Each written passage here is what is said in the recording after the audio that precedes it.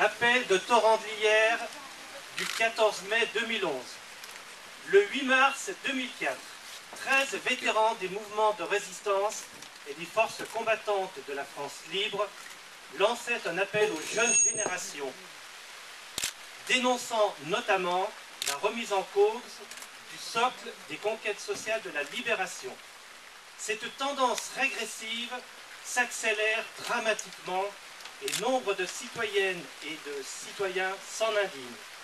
Partout, les valeurs toujours actuelles, incarnées en 1944 dans le programme du Conseil national de la résistance, ouvrent l'espoir qu'un mieux vivre ensemble est possible. Il est aujourd'hui concevable de définir un programme de la résistance pour notre siècle. Bravo.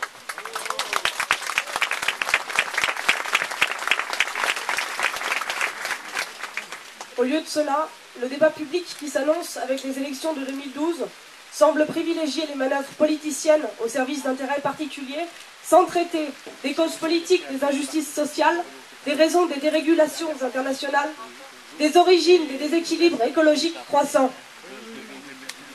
Comme en 2004, nous souhaitions que tous les citoyens, tous les partis, tous les syndicats, toutes les associations participent à l'élaboration d'un projet de société du XXIe siècle en repartant du programme du Conseil national de la résistance Les Jours heureux, adopté le 15 mars 1944. Ce programme politique constitue toujours un repère essentiel de l'identité républicaine française.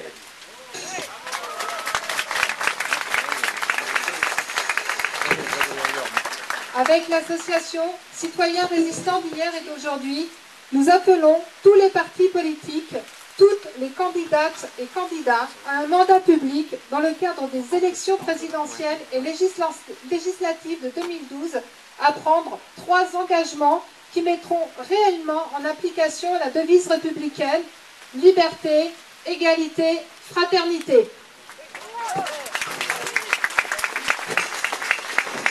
Deuxièmement. Moi je suis deuxièmement. Alors, excusez-moi. Premièrement, afin de garantir l'égalité, lancer immédiatement le travail législatif et réglementaire qui permettra de reconstituer les services publics et institutions créées à la libération pour aller vers une véritable démocratie économique et sociale. Possible en 1944, cette démarche l'est d'autant plus aujourd'hui alors que le pays n'a cessé de s'enrichir depuis. Droit à la santé pour tous, droit à une retraite, droit à l'éducation, droit au travail, droit à la culture demeurent les seuls véritables garants de l'égalité républicaine. Une égalité qui n'a de sens que dans le respect du droit des étrangers.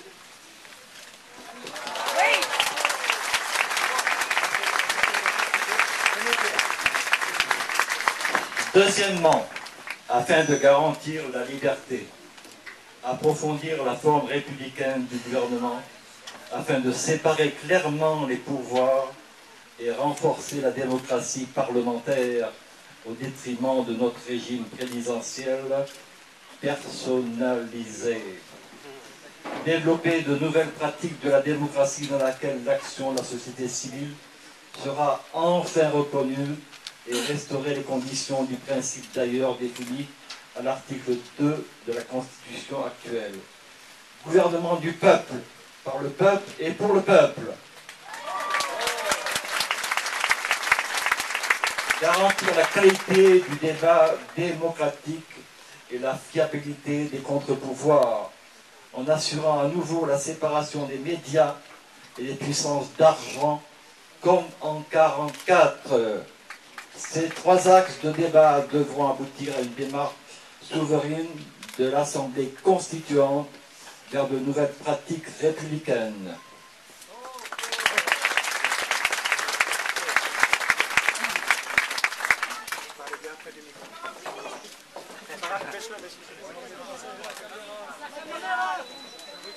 Allez-y. Non, baisse-le. Enlève-le. Non, mais il y a tous les sons de caméra aussi. Garantir la fraternité. Ah non, reprenez, ça n'a pas marché. Ah bon. Troisièmement. Garantir la fraternité. Travailler les coopérations avec les peuples et les pays en refusant l'actuelle dictature internationale des marchés financiers. On va le reprendre. Oh, je suis désolé. Non, c'est pas vous, c'est le micro. Ah.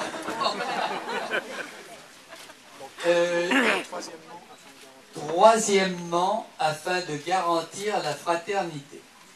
Travailler les coopérations avec les peuples et les pays en refusant l'actuelle dictature internationale des marchés financiers qui menacent la paix et la démocratie. Favoriser résolument des solutions soutenables pour les équilibres écologiques dans les limites de développement compatibles avec la survie humaine. Écarter de la marchandisation totale les besoins vitaux de l'être humain comme l'eau, la nourriture et l'énergie. Il est temps de bien vivre ensemble. Ça marche? Celui-là est meilleur. Il est temps de bien vivre ensemble dans la haute nécessité de l'épanouissement du plus grand nombre et d'offrir une perspective d'avenir prometteur aux jeunes générations. Plus que jamais, comme le proclamait en 2004 l'appel des résistants aux jeunes générations, à ceux et celles qui font ce siècle qui commence, nous voulons dire avec affection. Créer, c'est résister. Résister, c'est créer.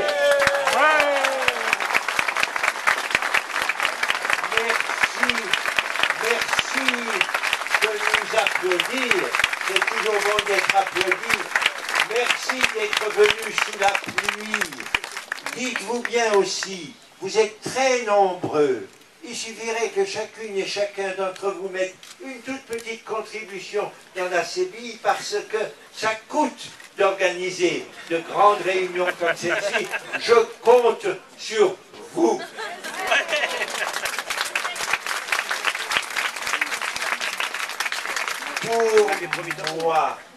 Pour moi, qui est dans mes 94 années passées maintenant sur cette terre, fait quelques expériences du genre Buchenwald, Dora, du genre René Cassin, Déclaration universelle. C'est le souvenir de ce Conseil national de la résistance et de son programme qui reste très fort dans mon esprit. Et je voudrais que cette réunion, à laquelle vous avez eu la gentillesse d'assister très nombreux, marque un moment où nous nous réagissons avec vigueur contre ceux qui essayent d'apporter en France des idées épouvantables. Je pense au Front National qu'il faut combattre quelles que soient les formes plus ou moins gracieuses qu'il essaye de prendre. Nous avons besoin de vous pour la démocratie. Merci.